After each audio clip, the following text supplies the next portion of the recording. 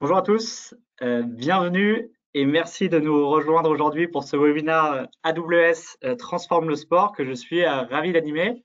Je m'appelle Armel Négret, je suis account manager chez AWS depuis 4 ans maintenant et je m'occupe également de la communauté AWS Sport pour la France. Je suis également passionné de sport, j'en regarde beaucoup, j'en pratique beaucoup, je fais notamment du triathlon en compétition.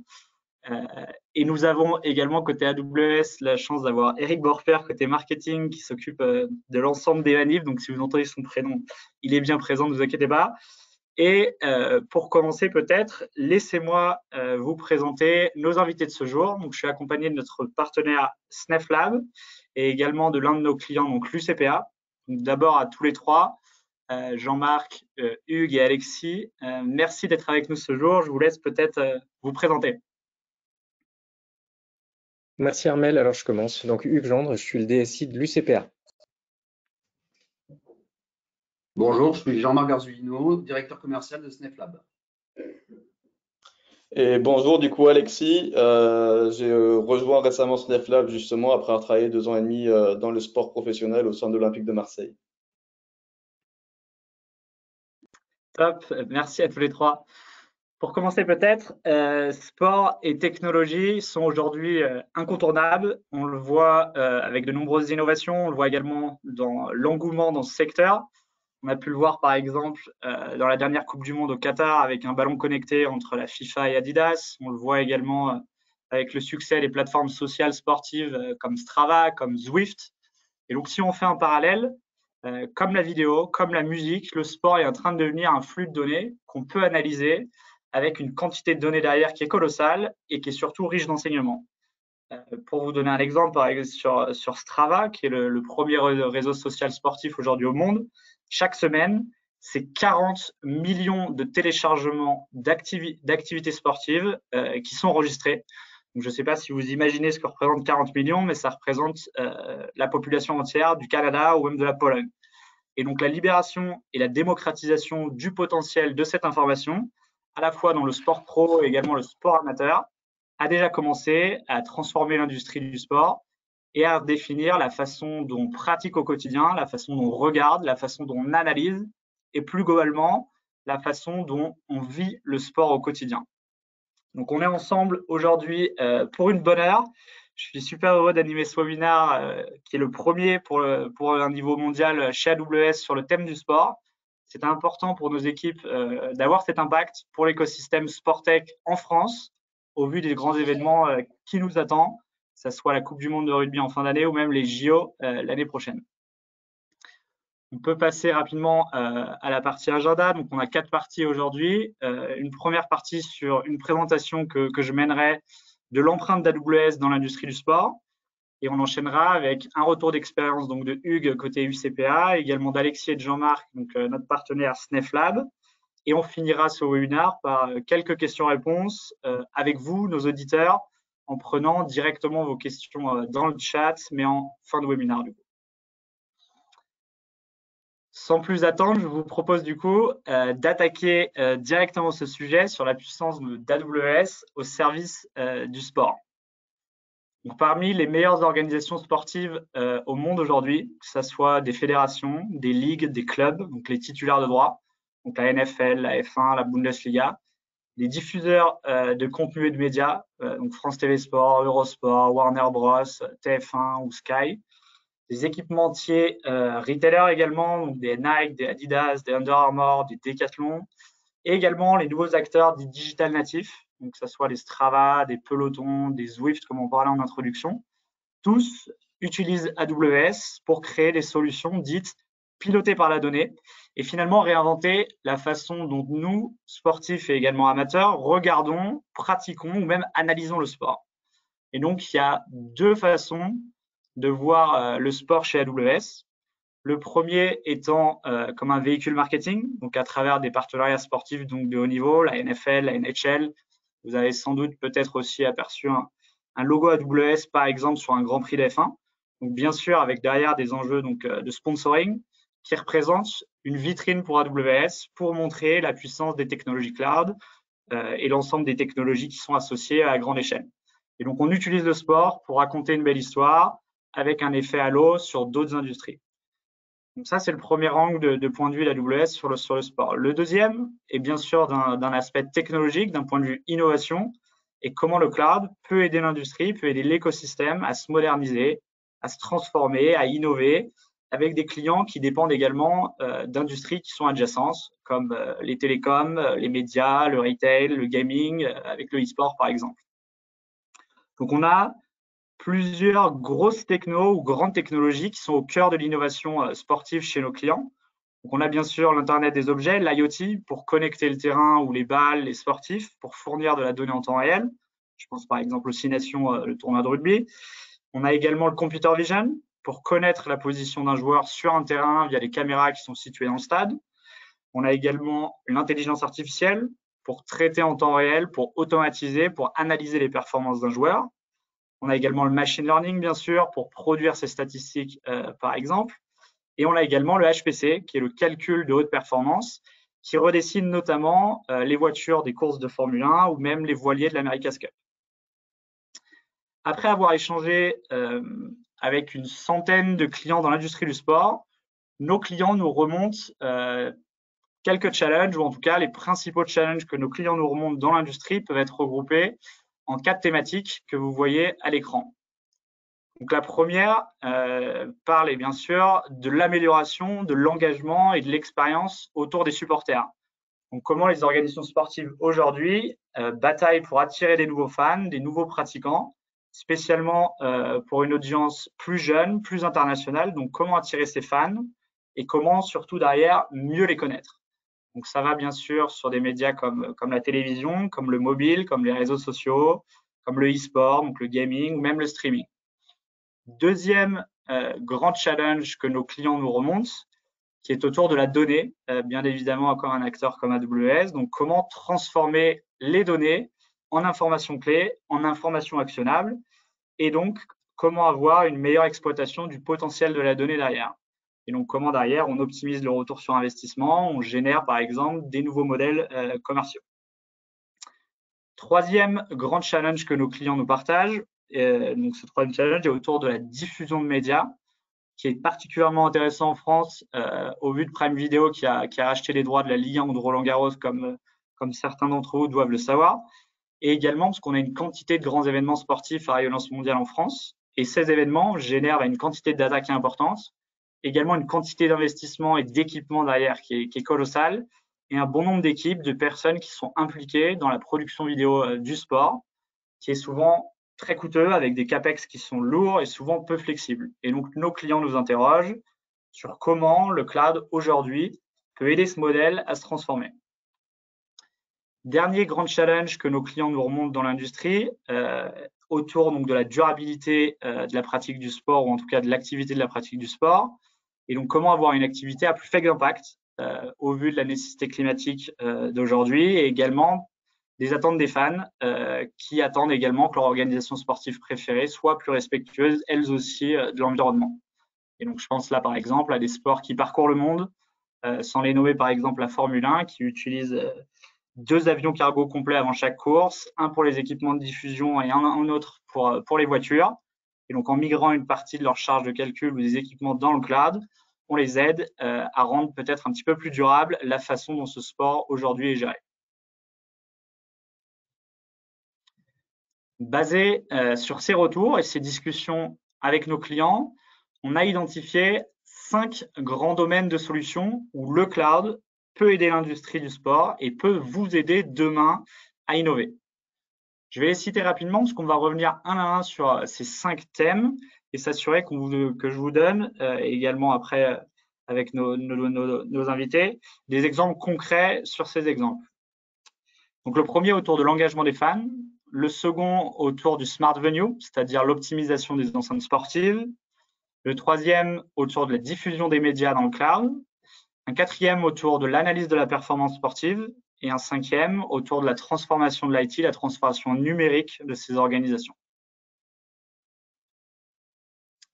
Prenons pour commencer, donc sans plus attendre, notre premier thème, l'engagement des fans.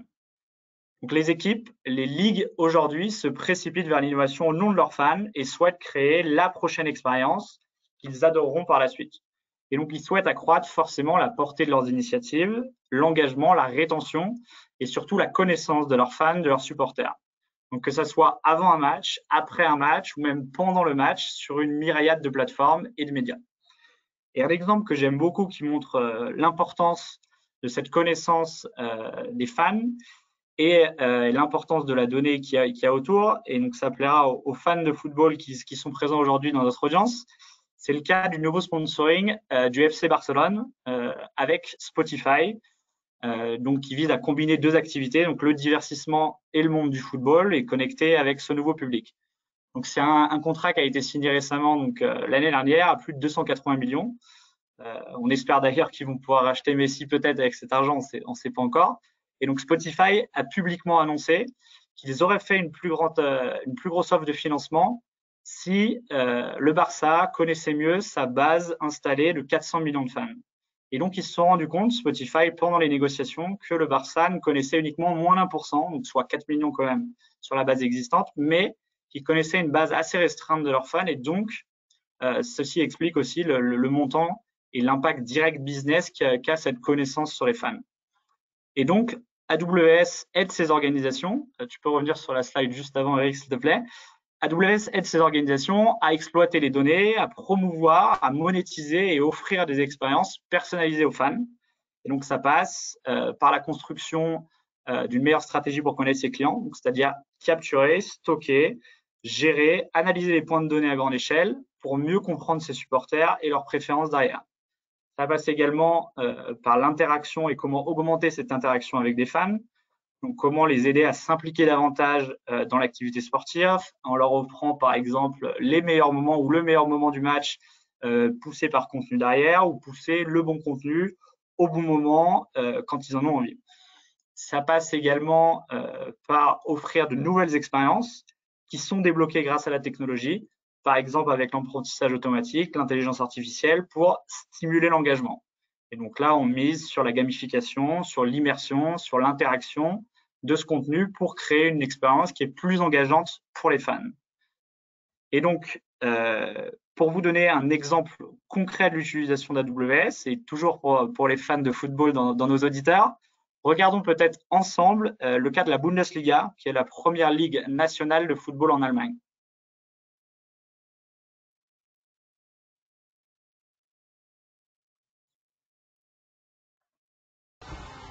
It's superb! It is a beautiful strike from Joshua Kimmich. Third goal of the season and only a 6% goal probability from that particular spot on the pitch. But didn't he hit it well? Goal probability 6%? Well, the distance to goal played a major role. The angle for the strike too, and there was also 5 players around him. On top of that, an opponent was in his way and a goalkeeper still to beat. But Joshua Kimmich would simply not be stopped. Magnificent. Bayern have only just squeezed past the host today in a game that, given the expected goals, should possibly have ended in a draw. But a fine, unexpected strike has put a 7-point gap between themselves and Lucien Favre's Borussia Dortmund.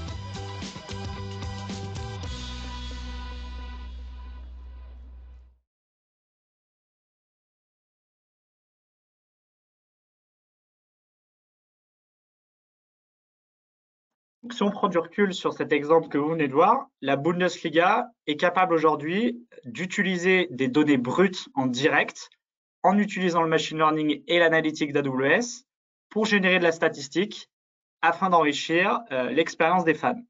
Donc, ils sont capables de sortir, par exemple, la probabilité de succès d'une passe, d'un but, d'une position moyenne, une alerte de vitesse, qui vont venir directement nourrir les commentateurs sportifs.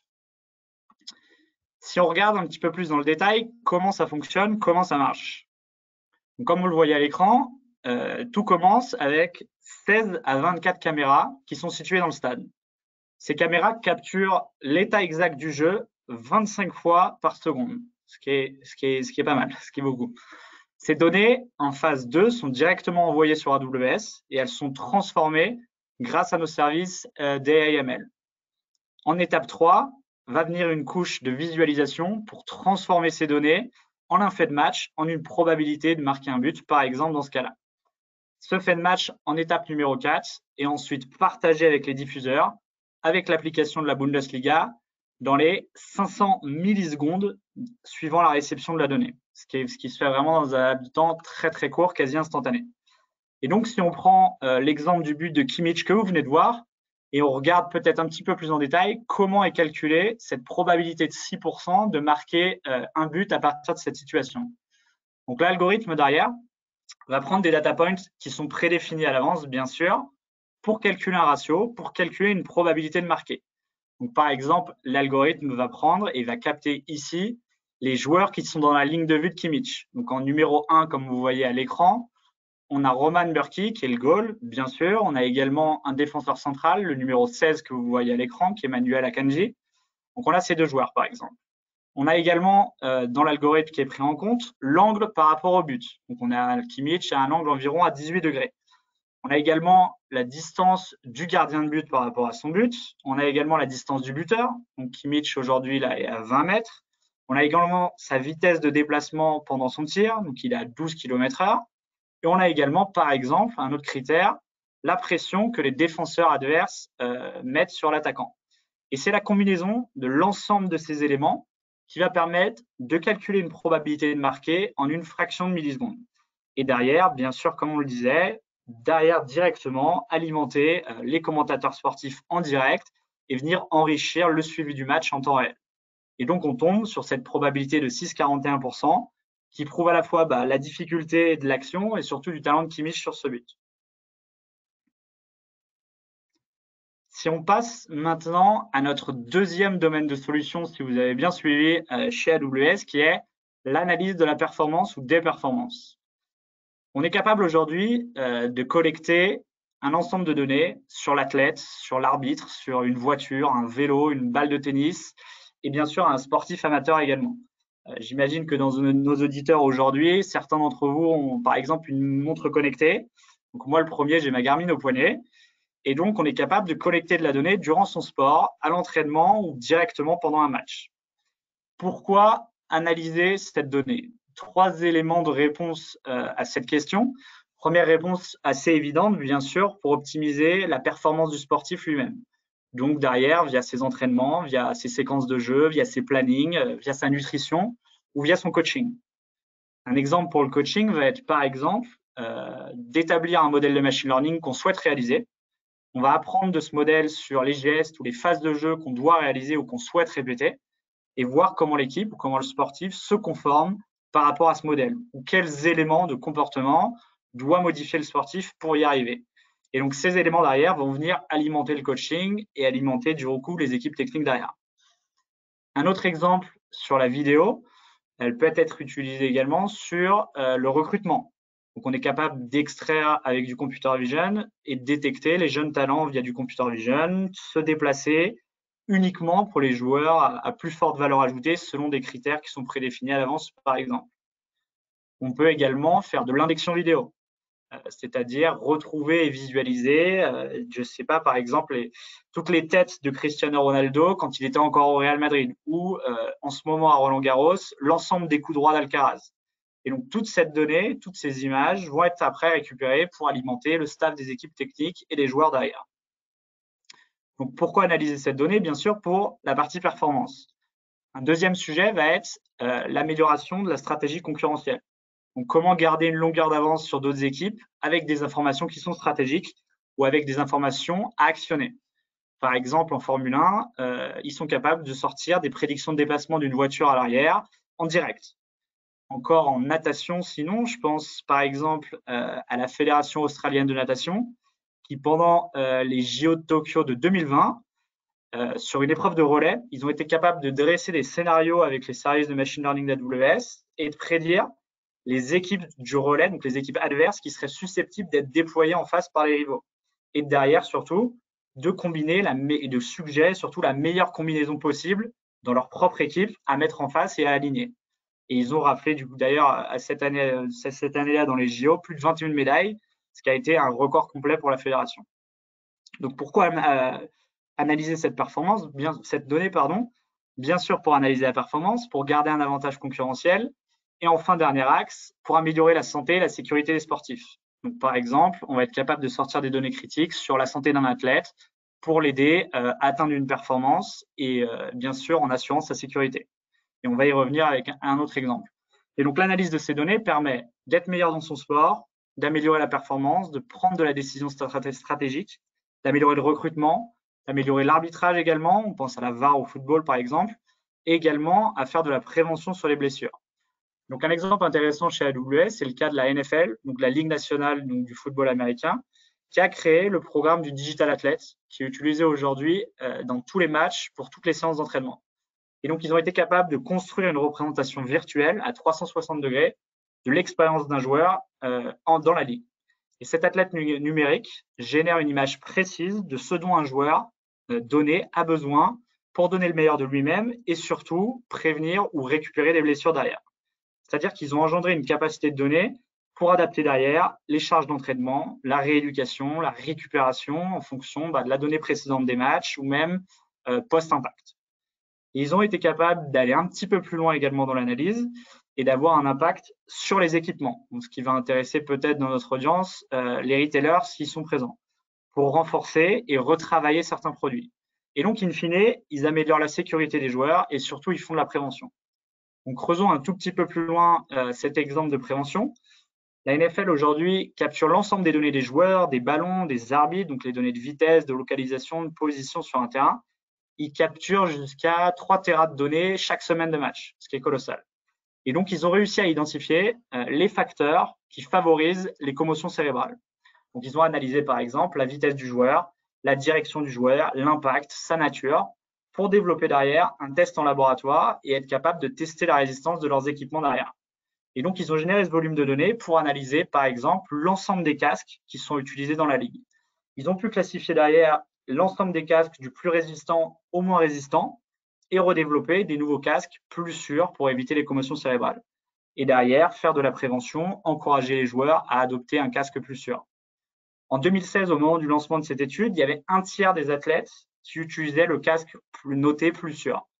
Et ils ont transformé cette statistique en 99,6% en 2020 suite à cette étude, ce qui a permis de baisser à hauteur de 24% le taux de commotion dans la ligue, ce qui est juste énorme. Donc, c'est un sport qui est certes super violent, mais c'était une de leurs grandes prios et ils se sont donné les moyens pour l'atteindre. Donc, aujourd'hui, c'est un exemple sur le football américain aux US, mais imaginez demain ce qu'on peut faire dans des sports en Europe, dans vos sports par exemple. On a énormément de possibilités dans le football, dans le rugby, dans le basket, etc. Passons maintenant à notre troisième domaine de solution. Si vous avez suivi, c'était également le domaine sur la diffusion de médias dans le cloud, qui plaira peut-être aux fans ou aux pratiquants de golf dans nos auditeurs. Donc, comment optimiser grâce au cloud la diffusion audio, la diffusion vidéo du sport en direct. Donc, AWS aide ces organisations à recevoir la donnée, à la traiter, à ajouter des graphiques derrière, à ajouter des commentaires et la partager globalement aux fans. C'est une industrie qui est compliquée, avec une aversion au risque qui est généralement élevée, au vu des droits médiatiques, bien sûr, qui sont impliqués, donc des millions derrière, et un CAPEX à l'entrée, généralement, qui est très lourd. Pour vous donner un exemple sur le Super Bowl, toujours aux États-Unis, devant chaque stade au Super Bowl, donc chaque match, il y a un camion ou une dizaine de camions même. Chacun de ces camions vaut plus de 10 millions de dollars en équipement spécialisé derrière. Mais le problème avec ces camions, c'est qu'ils sont utilisés seulement 10% de leur temps. Donc forcément, derrière, on a un ratio d'investissement de ROI qui n'est pas bon. Et donc, comment le cloud peut les aider en basculant ces CAPEX en investissement dans le cloud, avoir une activité qui est plus durable et qui est plus flexible. Et donc, un autre exemple pour revenir sur cette partie golf, l'un de nos clients, donc le PGA Tour, qui est donc le circuit de golf professionnel aux US, en est également la preuve sur une belle optimisation de la diffusion de leurs médias. Ils ont migré l'ensemble de leur charge de travail sur AWS, donc de streaming. Il y a plus de 13 pétabytes de contenu aujourd'hui qui sont sur le cloud, qui les aident à gérer et à accélérer le traitement de la vidéo pour générer et se focaliser pour leurs équipes sur des activités à plus forte valeur ajoutée, tout en réduisant le coût de leur activité et surtout en simplifiant la distribution du contenu derrière aux partenaires. Et donc, une fonctionnalité qu'ils ont sortie, par exemple, que j'aime beaucoup, qui s'appelle Every Shot Live, que certains d'entre vous ont peut-être déjà vu sur le suivi de la plateforme en streaming du PGA, où on est capable de capturer, d'analyser en direct plus de 32 000 coups pour les 144 golfeurs du parcours, en ayant accès à chacun des coups et chacun des joueurs. Donc, les fans peuvent suivre leurs joueurs préférés qui se déplacent sur l'ensemble du parcours via ce contenu en streaming. Donc, ça, c'est quelque chose qui aurait, par exemple, pas été possible avec une infrastructure on-prem ou qui aurait nécessité une infrastructure très volumineuse, très coûteuse et très complexe. Passons maintenant à notre avant-dernier domaine de solution sur le Smart Venue, c'est-à-dire l'optimisation des enceintes sportives. Donc, pour tous ceux qui sont allés à Roland-Garros peut-être cette année ou sur les phases finales de Ligue 1 ou même de Top 14, ça, vous allez comprendre de quoi je parle. Donc, l'optimisation de l'enceinte sportive, c'est lié au Fan 360, c'est-à-dire donner la meilleure expérience à la maison ou même sur site. Ce qui est intéressant pour AWS, c'est que ça implique des technos à la fois d'Amazon et également d'AWS.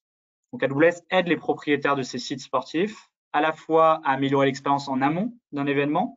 Donc, par exemple, en améliorant la billetterie, en gérant le flux de trafic et de scaling web, quand X millions de personnes se connectent au même moment pour acheter une place. Donc, comment mon infra tient la route derrière.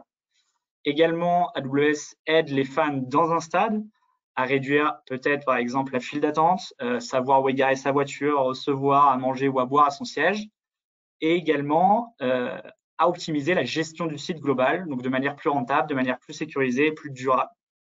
Donc ça, cet exemple, ce dernier exemple sur la gestion du site, reflète un petit peu ce qu'on a pu dire sur la NFL et l'athlète digital. Donc on parle de jumeaux numériques d'un site. En consolidant l'ensemble des données derrière du site, on est capable de fournir des applications de gestion, des tableaux de bord pour optimiser derrière et prendre des décisions en quasi temps réel. On suit des métriques comme la conso énergétique du site, la consommation d'eau d'un stade, gérer les flux, la foule par exemple. Cette optimisation de l'enceinte sportive, elle touche aussi à des technos de 5G, d'edge computing, d'IoT pour proposer du contenu mobile et même immersif avec de la réalité augmentée via des lunettes, via un mobile, que ce soit à la maison ou dans le stade. Et je pense par exemple à une startup Immersive.io qui travaille avec AWS notamment sur cet aspect AR dans les stades et même à la maison. Dernier exemple peut-être sur cette partie optimisation donc, du Smart Venue, je pense aussi au Climate Pledge Arena à Seattle qui utilise les textos Just Walk Out d'Amazon qui permet aux fans d'acheter directement leurs achats, leurs boissons, leur nourriture sans s'arrêter pour payer et d'éviter l'ensemble des goulots d'étranglement dans le stade. Donc, ils scannent un moyen de paiement, ils rentrent, ils saisissent leurs achats, ils sortent et ils sont automatiquement débités. Donc, ce qui évite la situation frustrante généralement du copain qui est parti acheter à manger ou prendre une bière et qui loupe le but ou la meilleure action du match, par exemple. Dernier domaine d'activité pour finir, qui est un peu plus dans notre cœur de métier, si je pourrais dire, chez AWS, qui est la transformation IT. Comment accélérer la migration vers le cloud de ces organisations sportives. Et donc, on est sur des sujets purement infra, d'applications de métier, de migration, de sauvegarde, de sujets e-commerce, développement d'une application mobile, et également une techno un petit peu plus particulière qui est le HPC, le calcul de haute performance, qui vise à redessiner, par exemple, les voitures en Formule 1 ou même les voiliers de la America's Cup. Et donc, on offre une capacité de calcul qui est beaucoup plus élevée qu'un ordinateur ou qu'un serveur traditionnel, avec une vitesse beaucoup plus importante pour résoudre des problèmes qui sont complexes et qui nécessitent de la puissance. Donc, c'est très intéressant parce qu'on modifie derrière l'aspect économique du développement d'un produit qui va permettre de faire moins de prototypes, d'accélérer les tests et de réduire la mise sur le marché derrière. Ça a été également utilisé dans le domaine de la santé, par exemple, pour les recherches sur le vaccin du Covid. Et donc, la Ferrari que vous voyez à l'image, l'écurie, donc l'écurie Ferrari, utilise le cloud pour exécuter ces simulations lors de la conception de leur voiture, ce qui leur a permis de réduire le temps de simulation de 80% et également de baisser le coût d'exécution de ces charges de 30%. Donc, pour résumer et conclure cette première partie du webinaire, AWS aide les organisations sportives à améliorer l'expérience des fans, à transformer la donnée en info actionnable, à accélérer l'innovation et surtout à réduire le coût en basculant vers le cloud et à augmenter le ROI qui est associé sur les projets ou sur les innovations qui sortent. Passons maintenant à la deuxième partie de ce webinaire avec un retour d'expérience de l'un de nos clients. Hugues, si tu veux bien me rejoindre. Génial. Merci, je te passe la parole. Très bien, allons-y. Merci à tous. Donc, petit retour d'expérience en fait, et vous allez voir qu'il y a certaines cases évidemment qui sont cochées et d'autres qui ne le sont pas. On va peut-être commencer juste par présenter l'UCPA rapidement, et puis après je vous expliquerai les défis, pourquoi est-ce qu'on a fait le choix d'AWS, et puis quelques cas d'usage. Alors, l'UCPA, peut-être que vous ne le savez pas tous, c'est un groupe associatif, donc on est non-profit. Peut-être qu'on peut passer à la diapo d'après, Eric. Merci. Donc, c'est un groupe associatif, on existe depuis 1965, et notre mission, c'est le sport pour tous. Donc, on n'est pas du tout dans le sport performance. Armel en a parlé beaucoup, et pour autant, on est dans le sport. Près de 13 000 collaborateurs engagés, ce qui représente à peu près 2800 équivalents temps plein en fonction des saisons. Beaucoup de jeunes, bien sûr. Et on est également un des plus gros organismes de formation au métier du sport, avec près de 1800 jeunes formés au métier du sport chaque année.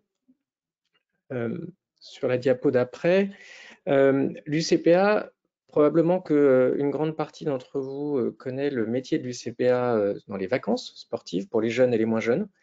Donc ça, c'est la partie haute du schéma, avec des marques comme l'UCPA, mais également la Balaguer, également le Wellness Sport Camping ou la marque Teligo. Peut-être ce qui est moins connu, c'est que l'UCPA est également présent dans le milieu de l'ingénierie et du management d'équipements sportifs. Donc, on exploite et on gère plus d'une trentaine de piscines, des centres équestres, des centres de plongée et autres patinoires. Et depuis 2 ans maintenant, on construit nos propres équipements, qu'on appelle les UCPA Sport Stations, où on fait vivre une expérience UCPA sur des équipements assez énormes, comme le plus gros centre aqualudique d'Europe à Reims, ou un centre qui vient d'ouvrir il y a 2 semaines à Bordeaux-Brazza, qui mêle systématiquement plusieurs activités. À Brazza, on a de l'escalade, du fitness, du squash, du paddle, et même en rooftop, un practice de golf. Et puis notre dernier métier, le métier de la formation, j'en ai parlé tout à l'heure. Sur la diapo d'après, donc juste un petit focus là-dessus. Effectivement, on ne se contente pas de les gérer ou de les exploiter pour le compte de collectivités territoriales. Maintenant, on remonte dans la chaîne et on les conçoit. Et on propose ces projets aux collectivités territoriales. Alors, qu'est-ce que ça signifie en termes de challenge? Sur la diapo d'après. Donc, 4 gros challenges. La première, c'est la volumétrie. Armel en parlait spécifiquement sur un sport. Nous, notre problématique, c'est qu'on a des millions de clients. Alors, on est une fédération sportive à part entière aussi, mais sur les vacances, plus de 250 000 clients annuels, mais sur les loisirs et tous ces équipements, on en a plus de 90. Ça représente des millions et des millions de clients, près de 3 millions de clients chaque année accueillis. Et donc ça, c'est un challenge en soi. Une base client de 3 millions, ça commence à être une base client compliquée à gérer. On a plus de 120 activités.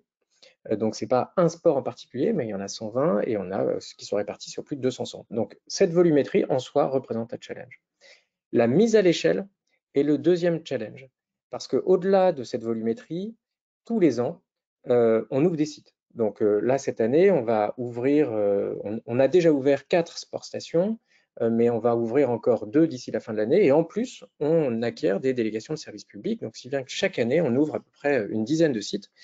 On ouvre et on scale up et down plus d'une cinquantaine de sites, puisqu'on a à peu près 100 sites, et en fonction des saisons, ça veut dire qu'il y en a une cinquantaine en activité, évidemment, et un pic de saison l'été. Mise à l'échelle également en termes d'embauche, puisqu'on fait plus de 35 000 contrats d'embauche par an, ce qui représente une volumétrie colossale. Évidemment, challenge pour l'UCPA, c'est la digitalisation des services, digitalisation des parcours clients, des parcours collaborateurs. C'est une clé de la marge, c'est une clé de l'expérience utilisateur, de l'expérience client, de sa personnalisation et de l'engagement fort qu'on a auprès de nos clients. Et puis enfin, et c'est probablement le plus important, et celui qui constitue l'ADN même de l'UCPA, c'est le développement durable, l'écologie. La bonne nouvelle, c'est que c'est devenu une nouvelle exigence des clients, donc c'est très bien, on va vers un monde où les clients attendent plus d'écologie, plus de durabilité, et c'est vraiment un enjeu de pérennité pour notre modèle. Alors, comment est-ce qu'on a répondu à ces défis grâce à AWS? C'est en mettant tout chez AWS dès 2018. Donc concrètement, tous nos SI sont exploités chez AWS en interne, ce qui nous permet de maîtriser notre niveau de service et de maîtriser nos coûts. Donc ça, c'est ce qu'on a fait en 2018. Lift and shift de tout ce qu'on avait, plusieurs dizaines d'applications, près d'une centaine, et puis depuis, développement de toutes les nouvelles applications, en interne là encore, sur des architectures sans serveur. Donc, le serverless, vous en avez peut-être pas entendu, enfin, vous en avez sûrement entendu parler, je ne vais pas m'appesantir sur le sujet, mais tous les services qu'on utilise depuis 2018 sont des services serverless. Il n'y a pas de machine qui tourne, on n'a pas d'instance, voilà. Les services qu'on utilise chez AWS sont les services serverless qui sont sur étagère. Ça nous permet l'hyperscalabilité, ça nous permet la sécurité by design, ça nous permet l'optimisation des coûts, la gestion de la saisonnalité, etc. L'innovation est évidemment le cœur de nos préoccupations et les services déjà de base d'AWS sont dopés à l'IA, sont beaucoup dopés à l'IA par nature, mais en plus, on rajoute tous nos nouveaux services sont dopés au machine learning ou au LLM, on y reviendra tout à l'heure. Et puis enfin, troisième clé de ce déploiement des nouveaux services, c'est la CI/CD, donc la chaîne de livraison et de déploiement continu qui garantit une continuité de service, qui garantit la sécurité, qui garantit la scalabilité, qui garantit l'optimisation des coûts. Et puis enfin, le legacy, juste pour en parler 2 minutes, parce qu'en général, le legacy, c'est quand même ce qu'on appelle la dette technique. Donc, à l'UCPA, il a été 100% automatisé. Donc, lui, il tourne sur des machines, sur des bases de données, des choses. Là, on n'est pas sans serveur. Mais il a été 100% automatisé de telle sorte qu'on l'oublie, de telle sorte qu'il nous coûte très peu en bras, en tout cas, pour le faire tourner. Donc, tout ce qui est en auto, on l'a mis en auto-recovery, auto-scale, etc. Si bien qu'en 6 ans, le chiffre d'affaires du CPA a presque doublé. On est maintenant à 310 millions d'euros de chiffre d'affaires annuel, comparé à 180 millions il y a 5 ans et demi. Le nombre d'applications a triplé et le budget de l'informatique n'a pas bougé d'1 euro. Donc, on est vraiment dans une transformation durable de la fonction IT et des services. Alors, pour faire un petit focus sur les technologies et les cas d'usage qu'on utilise, dans le cadre des parcours clients, l'enjeu, et je pense que vous êtes nombreux à avoir ce même enjeu, c'est les ouvertures des ventes. Vendre, le processus d'achat, de réservation, d'accès, c'est quelque chose qui est très stressé, surtout en tout début d'ouverture. Quand on ouvre les ventes d'un centre équestre, 5 minutes plus tard, l'intégralité des créneaux sont pris. Deuxième enjeu, c'est l'accélération du time to market. Plus on met des offres en vente tôt et moins on met d'efforts à les vendre, plus on optimise nos stocks et plus on optimise nos plannings. Et puis enfin, je vous en parlais, encaisser les flux. Après le Covid, on a rencontré, juste après le premier Covid, on a rencontré 5 fois le plus gros pic jamais enregistré à l'UCPA de toute sa vie pendant 1 mois. Voilà. Donc là, évidemment, les technologies hyperscale on en tire le plus grand parti. Donc, qu'est-ce qu'on a mis en œuvre comme architecture? Donc, je vous ai dit 100 serveurs, donc un hub à API GraphQL qui tourne sur des services sans serveur d'Amazon, donc en l'occurrence essentiellement des services lambda. Un frontal web, donc une usine à sites qui nous permet de générer des centaines de sites sous la bannière ucpa.com, optimisé mobile, optimisé pour notre premier client qui est Google en fait. Notre premier client qu'on souhaite attirer, pour lequel on souhaite faire le maximum, c'est Google, donc le SEO est fondamental. On n'adresse pas que le canal web, on adresse également le canal voix avec Connect, Amazon Connect, qui est un call center gavé d'IA, dopé à l'IA proposé par Amazon et qui nous permet de gérer aujourd'hui une 60aine d'agents et dès les semaines qui viennent plus d'une centaine, puisque également la force de vente va basculer dessus. Des technologies de search qui nous permettent des indexations, donc là on utilise beaucoup OpenSearch bien sûr, mais également Algolia pour toute la partie merchandising, donc mise en avant de nos offres. Et puis, on utilise beaucoup la technologie de QR code pour gérer nos titres d'accès, de de telle sorte qu'on soit 100% dématérialisé et qu'il n'y ait pas de file d'attente dans nos grands équipements. Reims, ce sont des milliers et des milliers de clients simultanés dans la piscine, et donc fluidifier ces accès, c'est quelque chose de clé. Mais c'est valable à Reims, mais c'est aussi valable à Bordeaux, Nantes, enfin il y a dans toutes les sport stations, les grandes piscines et autres équipements qu'on ouvre. Et donc, si bien que quand vous allez sur ucpa.com, les pages sont rendues instantanément, et à chaque fois qu'il y a une page qui s'affiche, il y a en moyenne une vingtaine de tirs d'API qui sont faits, donc une vingtaine de services qui sont appelés, assemblés, restitués, et ça en dessous des, en moyenne, 200 millisecondes. Deuxième cas d'usage, sur l'usage du machine learning. Donc, on utilise du machine learning depuis assez longtemps à l'UCPA, depuis 2019, et notre première expérimentation était l'amélioration de la posture à cheval d'un cavalier. En fait, alors je ne suis pas un spécialiste, je ne suis pas un cavalier, mais d'après ce que j'ai compris, il faut aligner l'épaule, le genou et le talon. Bon. Et donc, pour faire ça, on a entraîné un modèle pendant quelques mois à identifier les jointures d'un cavalier sur un cheval, et pas toutes les jointures, parce que évidemment, les modèles existent pour les jointures, mais dans ces cas-là, on trouve aussi les jointures du cheval. Et puis surtout, le modèle il est un peu perturbé, parce que quand on fait de la captation vidéo, on est de côté, on ne voit pas tous les membres et toutes les rotules d'un cavalier. Donc on a entraîné un modèle pour reconnaître le profil d'un cavalier, quel que soit l'angle, et puis on a déployé ce modèle sur un smartphone. Et ça permet, alors c'est un gadget, mais c'était nos premières expérimentations sur l'usage du flux vidéo, auquel on croit beaucoup, et notamment pour fluidifier les parcours clients en utilisant le flux vidéo. Nous, on n'est pas dans le sport performance, mais le machine learning et l'usage des flux vidéo nous permettent d'apporter de la valeur auprès du client. Pareil, rien à voir, mais pour réduire les files d'attente, comment est-ce que dans les grands équipements, comment est-ce qu'on permet de fluidifier les accès pour les tarifs réduits? Aujourd'hui, les clients attendent de passer à la caisse pour présenter leur titre de demandeur d'emploi, leur carte d'identité pour justifier de leur âge ou leur facture pour justifier qu'ils sont résidents.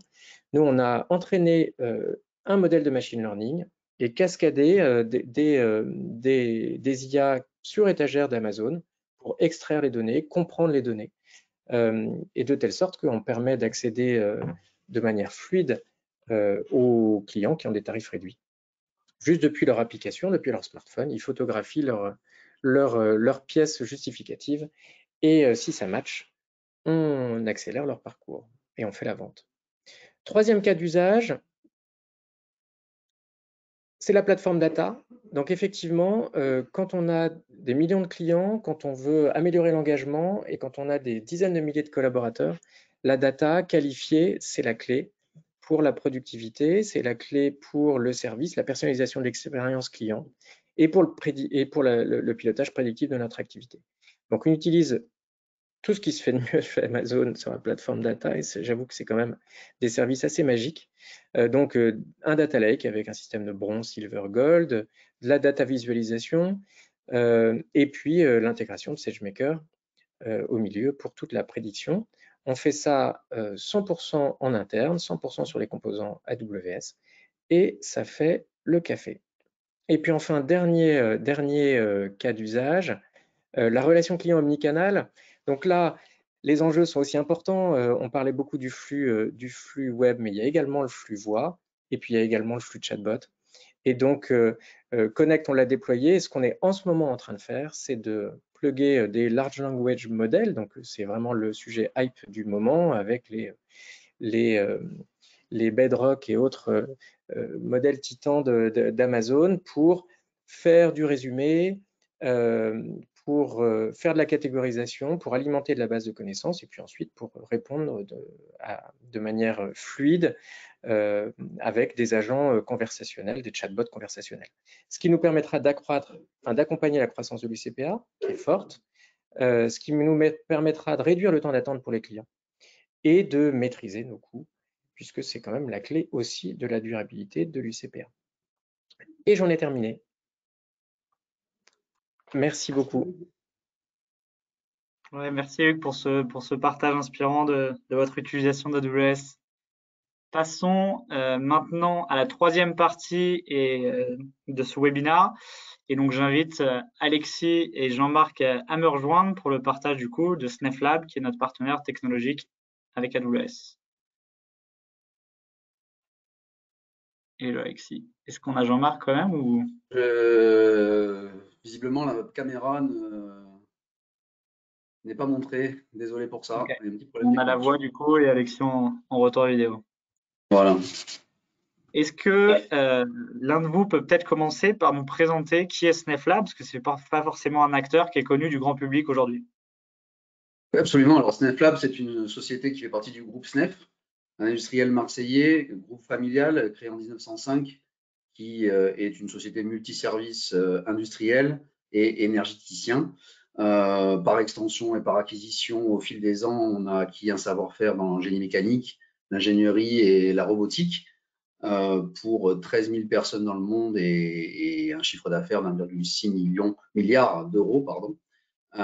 Aujourd'hui, SnefLab, c'est l'extension nouvelle technologie de ce groupe, avec 500 collaborateurs dans le monde, 250 en France, qui portent notre expertise en IoT, supervision, hypervision, cybersécurité, maintenance prédictive, audiovisuel et cloud, évidemment, ce pourquoi nous sommes là, partenaire AWS Advanced, avec les compétences data, IA, ML, migration, IT Core Lambda, OpenSearch et Well Architected Platform. Nous sommes à peu près plus de 50 ingénieurs aujourd'hui certifiés AWS pour plus de 90 certifications et en forte croissance dans le domaine et en plein recrutement. Génial, merci. Et donc, pour revenir au cœur du sujet de ce webinaire, quelle est votre expérience, Jean-Marc, dans le monde du sport aujourd'hui? Alors, la mienne personnellement, comme toi Armel, fan de sport et 17 ans de rugby loin derrière moi malheureusement. Au-delà de ça, on a une forte expérience dans le sport et Alexis va nous démontrer ça juste après. Donc, on parle avec un peu plus de la moitié des clubs de Ligue 1, quelques clubs de top 14 et quelques fédérations aussi sportives. Nous avons développé un baby-foot connecté que Alexis va nous détailler, qui permet d'être un beau démonstrateur de notre savoir-faire en matière de traitement vidéo, de traitement de la data et de la reconnaissance vidéo. Dans la plupart de nos échanges avec ces clubs sportifs, on distingue 5 grands thèmes qui reviennent assez régulièrement. Donc, premièrement, la data, et je pense que ça a été très bien dit par Hugues, qui colle parfaitement à notre expérience. D'abord, on a tout ce qui est fan 360, donc la connaissance du fan au travers de CRM et ERP du client et des clubs pour mieux connaître leurs fans et spectateurs au travers d'outils comme le call center, donc avec Connect, connaître les abonnements, leurs expériences d'achat sur le site et dans les shops officiels.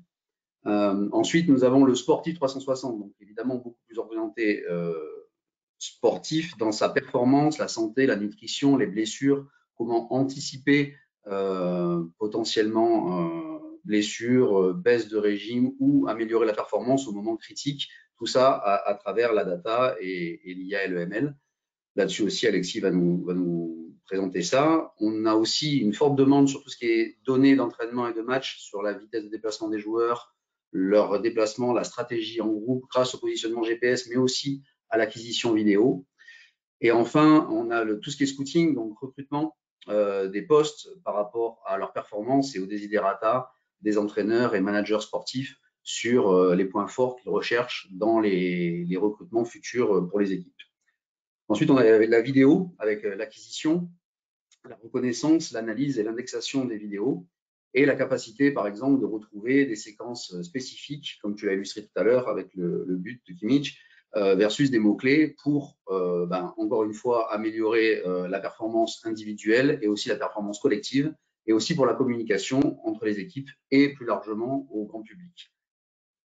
Ensuite, on a le côté IA-ML, côté sportif, avec les modèles d'apprentissage, et Hugues nous en parlait avec la reconnaissance justement de la position d'un cavalier sur son cheval, mais aussi d'un footballeur quand il va taper son coup franc, ou d'un rugbyman quand il va taper une pénalité, ou sur une passe allongée, ou sur un plaquage offensif. Donc, comparer des modèles existants avec la performance individuelle du joueur pour l'amener à s'améliorer et aller vers ce modèle de référence. L'apprentissage aussi et le développement des stratégies collectives, aussi bien en foot qu'en rugby et d'autres sports. L'optimisation des déplacements pour tout ce qui est individuel, de façon à être le plus performant possible en économisant ses efforts. Et plus encore, là aussi, Alexis va nous montrer ce qu'on est capable de faire dans ce domaine.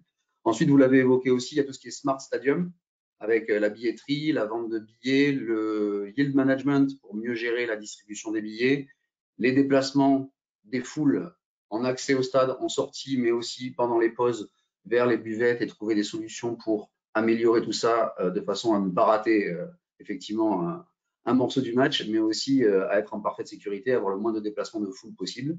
Et tout ce qui est catering, donc service direct au public dans leur place. Et enfin, je terminerai avec quelque chose de plus classique, mais qui est important aussi, c'est tout ce qui est migration d'infrastructure et d'aller vers du on-prem vers le cloud. Donc, on accompagne aussi nos clients dans ces domaines-là, hein, puisqu'il faut bien avoir cette migration vers AWS pour pouvoir profiter de tous vos services. Et en général, tout ce qui est sauvegarde, PRA, PCA et hosting des sites vitrines et e-commerce. Voilà pour notre expérience. Merci pour cet éventail très complet, Jean-Marc. Donc, de ce que j'ai compris, vous travaillez aujourd'hui avec plusieurs clubs partenaires. Quel est le niveau de maturité aujourd'hui que vous voyez en matière de données de ces clubs? Ouais, Eric, je pense que si tu peux venir montrer la slide suivante. Voilà, comme tu l'as bien dit, Armel, en fait, on travaille aujourd'hui beaucoup avec un certain nombre de clubs, donc principalement des clubs français de football, donc Ligue 1, de rugby. Mais voilà, on cherche aussi aujourd'hui à diversifier un petit peu notre approche et notre travail qu'on réalise avec les clubs sportifs. À ce niveau-là, de clubs, moi je vais surtout parler des clubs de football, c'est un peu le cœur de mon métier avant que j'arrive à la SNEF. Le niveau il est assez hétéroclite. Il faut quand même rappeler que la majeure partie des indicateurs de performance que tu pouvais citer, Armel, mais du travail académique qui a été fait sur la data sportive, en fait, finalement, il est très, très récent. Par exemple, expected goals, donc la probabilité d'un joueur de marquer depuis une position sur le terrain, c'est des modèles qui commençaient à être théorisés dans le monde académique qu'à partir des années 2010, typiquement. Donc, finalement, c'est très, très récent et c'est justement ce travail-là qui, en un sens, va donner un peu le tempo de l'adoption un peu de ces outils-là par les différents clubs aujourd'hui en Ligue 1. Mais au final, le niveau d'adoption, j'ai envie de dire, il n'est pas, au sens général, pas si différent que n'importe quelle autre industrie dans le cloud. On va avoir des acteurs qui sont très, très en avance, qui nous challenge aujourd'hui vraiment au quotidien sur justement de l'innovation, sur aller toujours plus loin dans l'étude de la donnée pour venir faire de la valorisation de données, comment optimiser les revenus secondaires aujourd'hui dans les clubs via de la donnée de billetterie, le site hospitalité, les grands événements, comment utiliser cette donnée pour mettre en valeur potentiellement des accords de sponsoring qu'on peut avoir avec des sponsors maillots, des partenaires comme ça. Tu l'avais cité notamment très justement, quand on signe un partenariat maillot à plus de 200 millions d'euros, ce qui intéresse le partenaire, c'est à la fois l'exposition sur le maillot, d'accord, mais aujourd'hui, c'est aussi d'avoir accès à ta base client et être en capacité justement d'avoir des indicateurs sur les populations qui seront touchées potentiellement par ces campagnes de communication-là. Un gros travail, ça c'est ce qu'on peut voir aujourd'hui en Bundesliga, dans la Formule 1, mais sur la fan expérience, comment venir personnaliser et travailler finalement sur des expériences digitales un peu plus immersives, typiquement. Mais aussi depuis 5 ans, voilà, depuis l'émergence un peu de ces modèles de données avancés sur l'étude typiquement du sport et du football, on voit aussi apparaître justement des besoins d'analyse de performance, de recrutement, de scouting, répondre à des questions typiquement en termes de solution architecture de comment aujourd'hui, sur base de données de positionnement de mes joueurs, je vais pouvoir en extraire typiquement une valeur ajoutée, venir récupérer des indicateurs de performance pour me permettre de recruter le prochain talent, le prochain Kylian Mbappé par exemple. Mais aussi comment je gère mes opérations d'un point de vue recrutement et d'un point de vue sportif. Voilà, il faut imaginer encore une fois que les clubs aujourd'hui de foot en Ligue 1, c'est des petites PME avec des caisses de résonance qui sont de la taille de grands groupes industriels européens. Et donc, du coup, c'est toute une gestion un petit peu des opérations qui est très compliquée pour eux et qui a besoin typiquement d'être simplifiée grâce à l'utilisation du cloud et de ces technologies-là. Très clair. Est-ce que peut-être tu as des projets, des cas d'utilisation dans le sport que tu peux nous partager aujourd'hui avec nos auditeurs? Sur la prochaine slide, du coup, voilà, c'est un projet qu'on a travaillé conjointement avec vos équipes, avec les équipes d'AWS pour le Summit de Paris très récemment. Jean-Marc en a parlé, c'est un baby-foot connecté, donc c'est un petit peu l'idée d'apporter justement de l'intelligence de la donnée, de la captation vidéo, de choses comme ça, au travers d'un cas d'usage assez ludique justement pour nos partenaires et pour qu'ils puissent justement se rapprocher un peu de ces problématiques-là et de comprendre un peu l'enjeu de la data dans le sport. Donc pour les plus techniques d'entre nous, c'était l'idée d'avoir justement une caméra placée au-dessus du baby-foot et utiliser la vision par ordinateur pour venir justement capturer en temps réel la position de la balle et des joueurs sur le terrain. Et ensuite, ces données étaient traitées en temps réel par des logiciels qui étaient déployés en périphérie, du coup, dans un réseau AWS sur des edge devices, pour justement essayer d'améliorer un peu l'expérience des supporters, améliorer l'expérience des joueurs avec justement du retour d'analyse de performance en temps réel sur un écran. Ce projet, pourquoi j'en parle, c'est qu'il a vachement plu, il a beaucoup plu finalement à nos partenaires sportifs. Principalement, moi je pense parce que ça venait toucher justement des enjeux par un cas concret auxquels ils sont confrontés un peu au quotidien.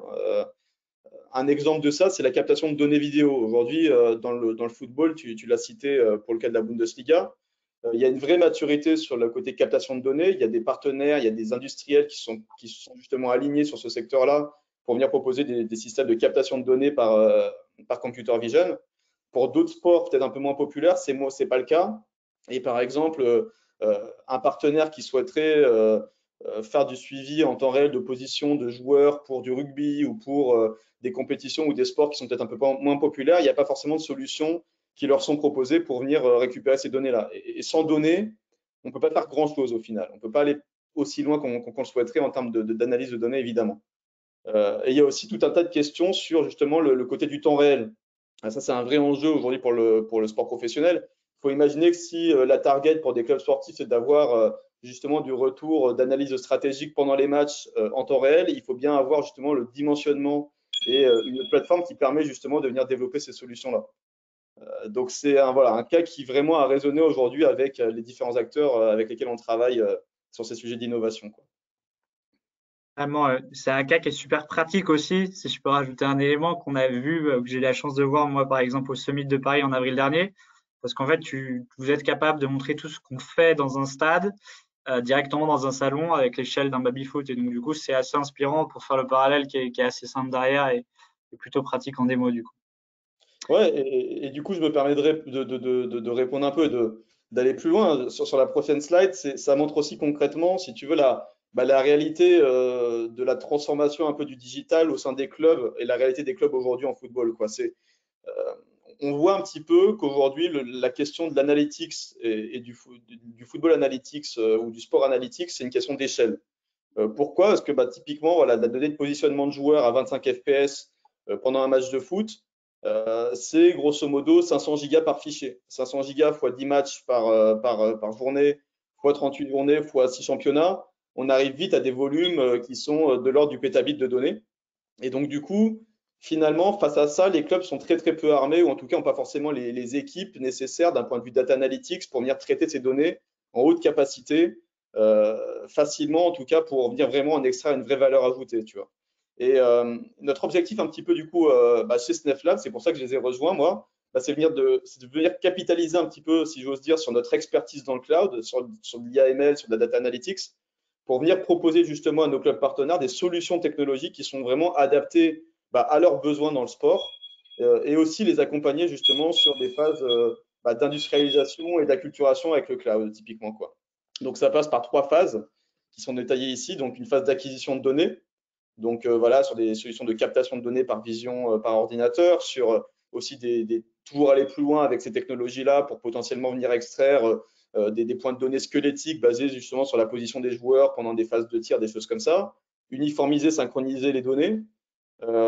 Évidemment, mettre en industrie la phase un peu de calcul d'analyse de modèles de jeu. Donc voilà, comment traiter en haute concurrence ces données de match et ce gros volume de données de match pour justement gagner un petit peu le combat contre le temps, quoi, typiquement sur le temps de génération de ces points d'analyse. Et aussi sur une dernière phase d'industrialisation et de visualisation, comment typiquement on en tire un ROI de ces données-là et par quel médium, typiquement, on vient transmettre et mettre la donnée dans les mains des decision makers au sein des clubs, typiquement.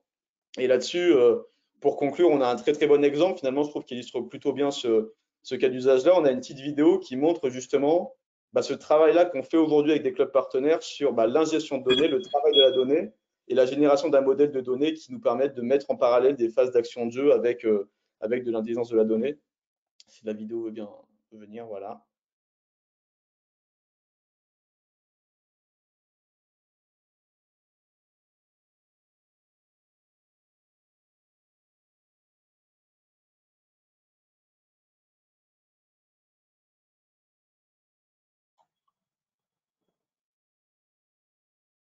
T'es en mute, Alexis, je crois, si tu voulais commenter la vidéo.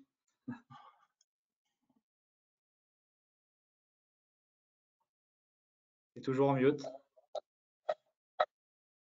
C'est bon, je suis dégoûté.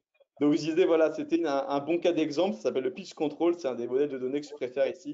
On peut peut-être freeze sur cette image-là. Ça me permettra de la commenter. Où en gros, typiquement, on a vu dès la première minute de jeu sur un match entre Lille et Paris, la projection justement des attaquants parisiens qui a pris de vitesse vraiment la ligne défensive du LOSC ici. Et on voyait finalement frame à frame justement la possession de balle et la récupération typiquement, la probabilité des deux équipes de récupérer le ballon et le fait que la course justement des 4 attaquants parisiens dès la première minute de jeu a pris complètement de cours et de vitesse cette ligne défensive. Et ça, c'est ce genre de visuel qui est aujourd'hui utilisé par beaucoup de clubs de Ligue 1 pour typiquement du biais de confirmation entre guillemets dans les staffs techniques. C'est venir faire d'entraînement vidéo sur base de la data pour montrer justement à des joueurs l'importance d'une course ou l'importance typiquement de ce genre de course, même si elles sont en dehors des phases de jeu, pour justement avoir un meilleur contrôle du terrain au sens général. Canon, super intéressant. Je pense qu'on est à peu près à l'heure sur le programme. On a été plutôt bon. J'invite peut-être Hugues et également Jean-Marc à vous reconnecter, si vous pouvez mettre votre vidéo. Merci à tous pour votre attention. Je vous propose peut-être d'ouvrir la séance pour clôturer ce webinaire aux questions-réponses s'il y en a directement dans notre audience. Donc, n'hésitez pas, si vous avez des questions, à les mettre dans le chat et on les prendra une par une en fonction du timing. On a une petite dizaine de minutes.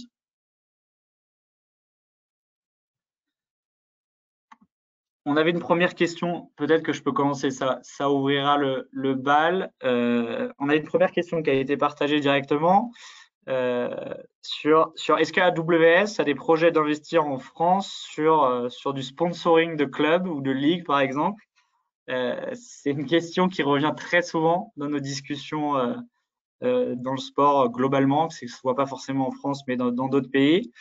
Le positionnement d'AWS sur ces sujets, il est assez clair, c'est de travailler uniquement avec un nombre réduit de profils, que ce soit de ligues, de clubs au niveau mondial. Donc, il y en a une grosse dizaine environ aujourd'hui.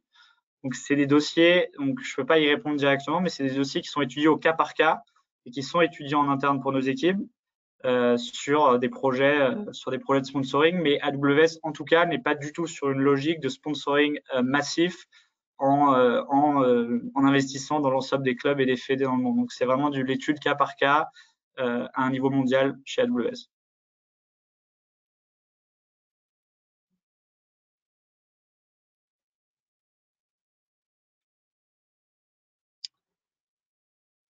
Est-ce qu'on a peut-être d'autres questions pour Hugues, Alexis ou Jean-Marc? J'essaie de regarder le chat en parallèle.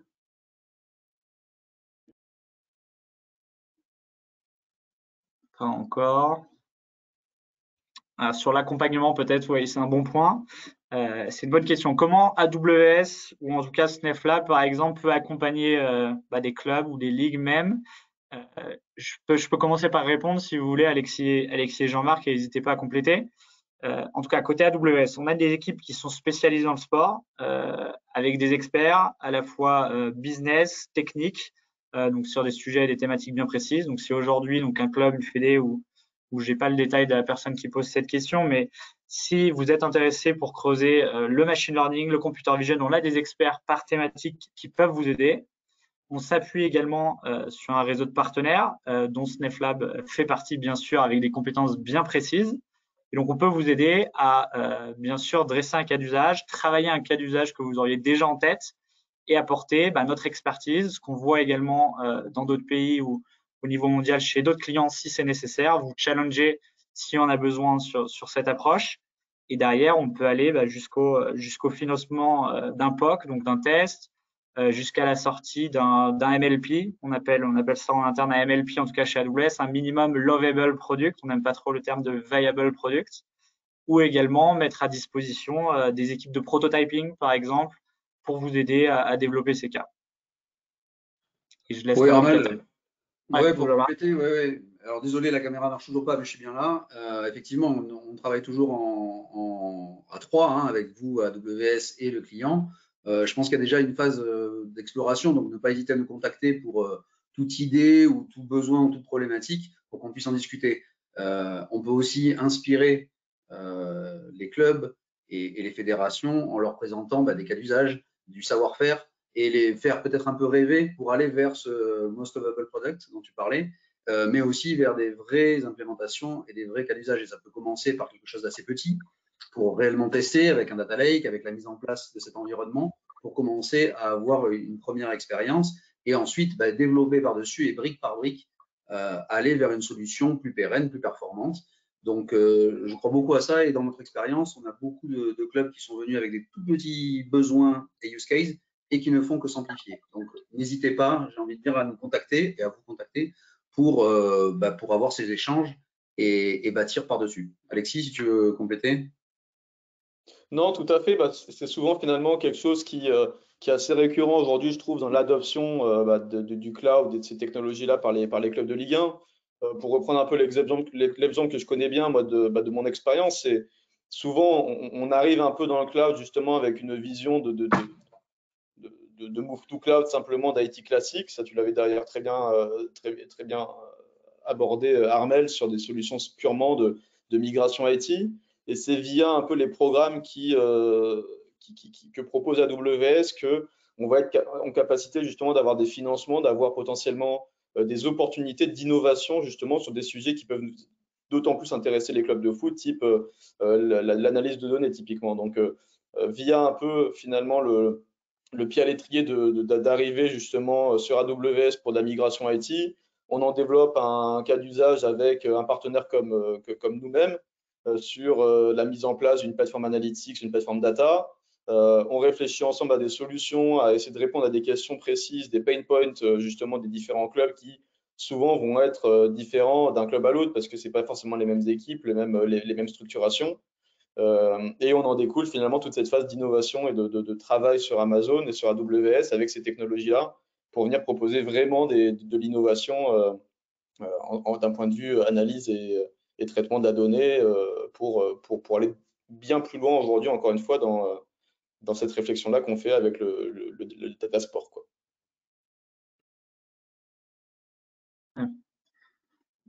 Très clair. Peut-être une dernière question, je vois qu'il y en a encore plusieurs, mais on pourra les traiter après ce webinaire, je veux dire offline. Je vois qu'il nous reste quelques secondes. Peut-être une question sur les plus petites organisations sportives. Donc, on nous demande est-ce qu'il y a une barrière à l'entrée en termes de coûts? Je dirais que non, pas forcément, enfin, du point de vue d'AWS, parce que forcément, on est sur un modèle cloud, donc on évite cette barrière à l'entrée d'investissement lourd en termes de CAPEX. Et donc, on peut itérer, on peut innover avec des services qui sont à la demande en appuyant uniquement ce qu'on consomme. Et donc, ce modèle économique derrière favorise en tout cas les premiers cas d'usage ou les premiers tests ou même le passage à l'échelle. Donc ça, c'est vraiment un premier élément.